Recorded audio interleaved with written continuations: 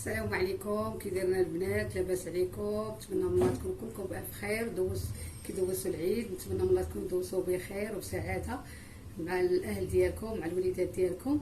اليوم جيتكم بواحد الفيديو مختلف الفيديوهات اللي حطيت. هو هذا الفيديو ديال الوصفه ديال الشعر الاسود او شعر الكحل. هادو هما المقادير. عندنا زريعه الخروع، راه الخروع غني عن التعريف للشعر.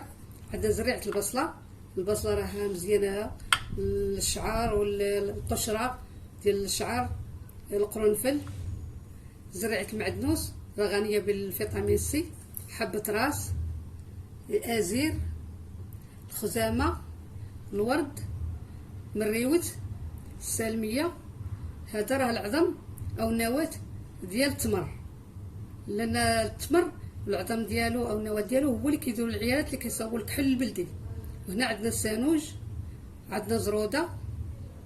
هاد الوصفه وعندنا العظم ديال الزيتون. هذا راه العظم ديال الزيتون الكحل، الزيتون البلدي اللي كيكون ما فيهش الملحه. الا مشيتو شريتو معدمو الزيتون قولي عطينا البلدي، الزيتون البلدي الكحل بدون ملحه، كيكون ديال الخنشه. هاد العظم ديال الزيتون حتى هو العظم ديال التمر، هو اللي كيديروا العيالات في الكحل البلدي. هاد الوصفه راه غنديروها في الزيت البلديه، كاس ديال الزيت البلديه، والباقي الزيت غير عادي، الزيت اللي كنديرو في الزيت المائده او زيت نباتي غنديرو في حمام ماريه.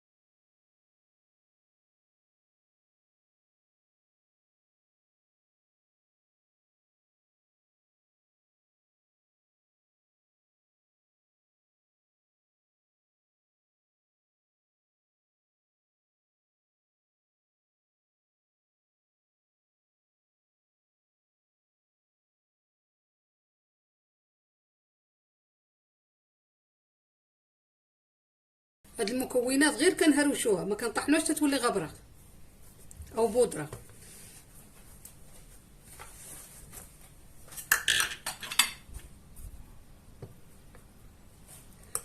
كتولي بحال هاد الشكل.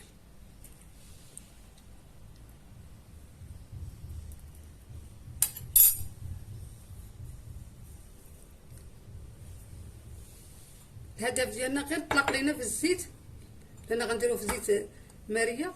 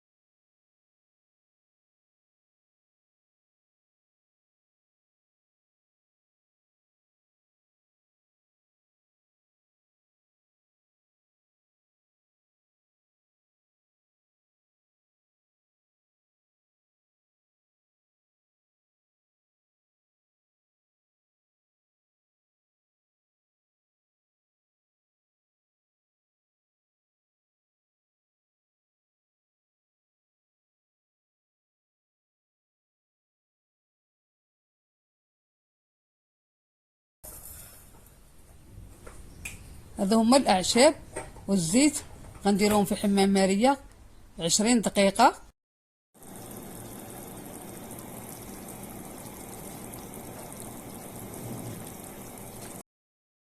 هاد الوصفه ذات تساقط، كتوحد اللون، كتاخر الشيب. هاد الوصفه راها زوينه بزاف، غير جربوها البنات وما غتندموش عليها. وخليو لي تعاليق الى جات هاد الوصفه معاكم.